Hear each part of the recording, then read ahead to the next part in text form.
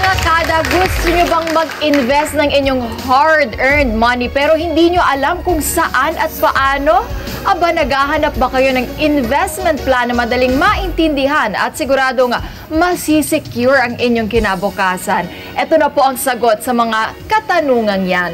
Ang Easy Investment Plano EIP mula sa Bank of Commerce. Ayan po, makikita nyo dyan. Madali lang po talagang mag-invest dyan. Sobrang dali at hassle-free po sa EIP ng Bancom.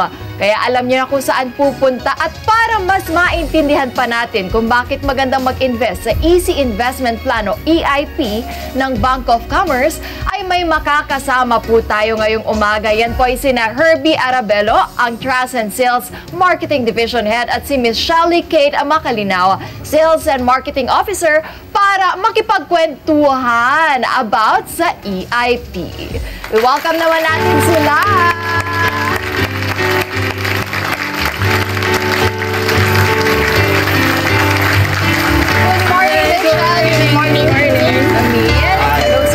Good morning. Magsiupo po tayo. And bago ang lahat, bumati muna po tayo sa ating mga kada. Magandang umaga, kada. Good morning, kada. So, binabati namin yung mga naiwan namin ng mga office mates sa aming head office, partners. Ayan, siguradong nanonood sila. Pero eto na ang tanong. Bakit ba parang ang hirap magtipid? Yung pakiramdam na karamihan ay hindi nila ramdam yung kanilang sweldo tuwing payday. Maraming rason yan eh. Aminin na natin. Kahit bago pa dumating yung sweldo natin, andyan ang mga online shopping. Yes. Diba? Lahat tayo guilty dyan. Tapos, I think, dati pa, ang nangyayari is kung may natitira tayo sa sweldo pagkatapos lahat ng gastos, ayun lang ang tinatabi natin. At madalas sa hindi, walang natitira, di ba? So I think kailangan natin palitan yung mindset natin na pag iniintay natin o pag dumating ang sweldo natin, dapat magtabi na tayo kung magkano i-invest natin. Kung ano matira, ayun ang gamitin natin pang araw-araw. Ayun, minsan nagni-negative pa kasi si Herbie, no? Pero saan at kailan at paano ba sisimulan ang pag-i-invest? Ano ba yung pagkakaiba nitong Easy Investment Plano EIP ng Bank of Commerce sa ibang investment plans?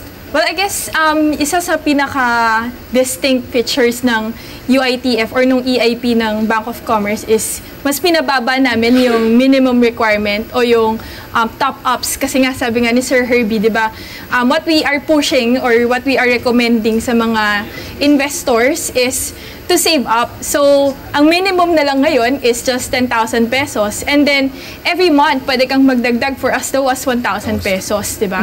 So, instead na auto-debit, papunta doon sa Shopee mo o sa mga online platforms, you go to Bank of Commerce and then auto-debit yun directly to your UITF account.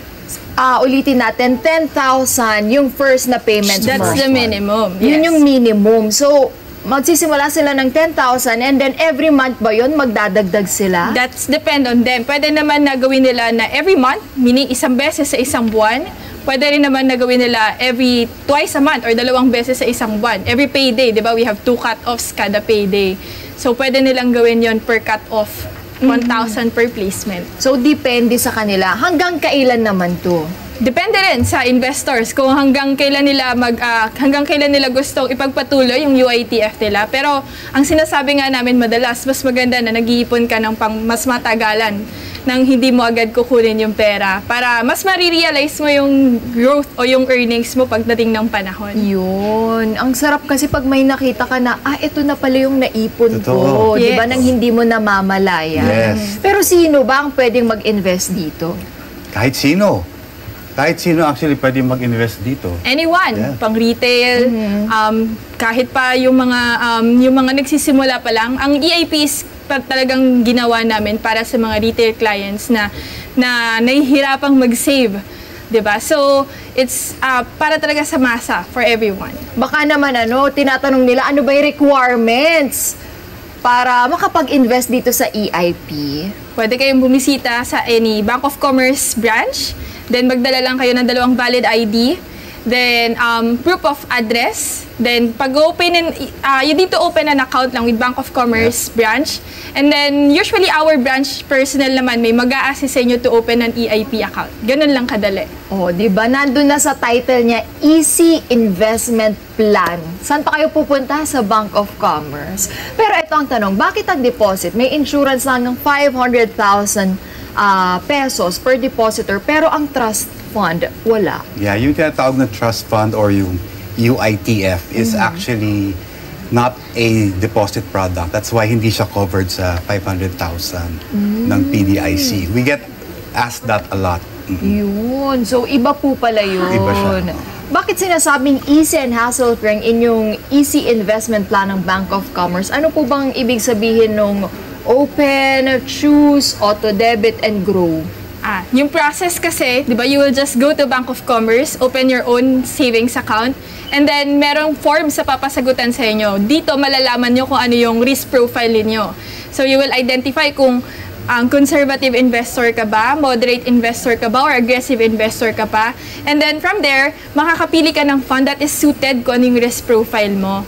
So, after that, pagka nakapili ka na, i-enroll natin yung savings account mo to that UITF account, and then, yun na. Tuloy-tuloy na. All you have to do is fund your savings account and then kami na bahala maglagay sa yung UITF account.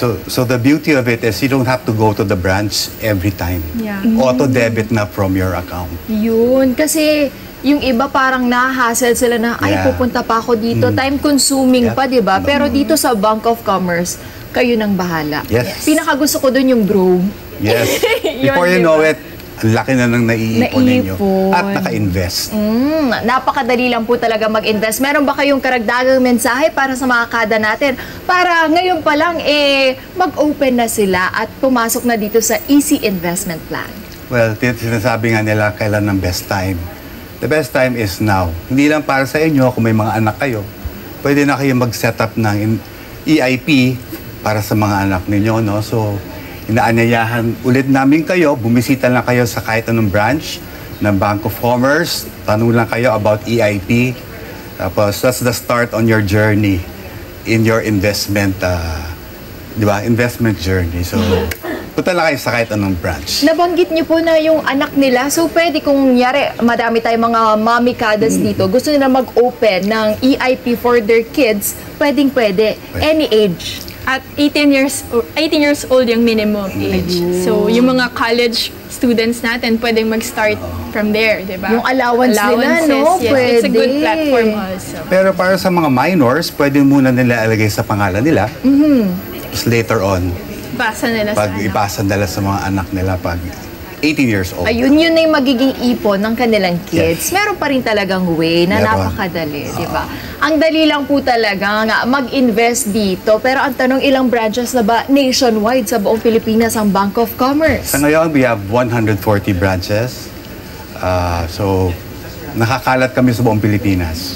We have 12 branches here in Quezon We have- City. Pa lang. Yeah. Quezon City pa lang, Oo. 12 branches na from north to south, di ba?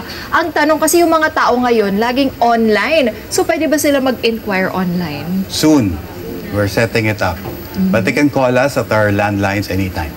Yun. Yeah. Bumisita lang po sa website Yes. ng Bank of Commerce. Yes. Kung meron po kayong karagdagang katanungan para dito sa Easy Investment Plan at sa ibang services pa po ng Bank of Commerce. Napakadali palang mag-invest mga kada, lalo na kung mag-i-invest kayo saan? Sa Easy Investment Plan ng Bank of Commerce. Sobrang easy na at hassle-free pa. At ang perang pinaghirapan nyo, aba, siguradong may mapupuntahan at lalago po yan. Palakpakan naman natin. Maraming salamat sa ating mga bisita mula sa Bank of Commerce na sina Mr. Herbie Arabello. Thank you. And si Shelly Kate Macalino. Maraming salamat po sa pagsama sa amin ngayong araw at sa pagtuturo sa amin kung paano ba lalago ang aming pinag-iipunang pera. Salamat din. Salamat Thank you very much. Kaya naman mga kada, punta na po kayo sa pinakamalapit na branch ng Bank of Commerce para mag-invest. Imbis na masayang po ang pinaghihirapan nyo, invest nyo na po yan sa Bank of Commerce. Netizens, for more kada umaga updates, i-click lamang ang subscribe button at i-follow na po ang Net25 social media pages at Net25 TV.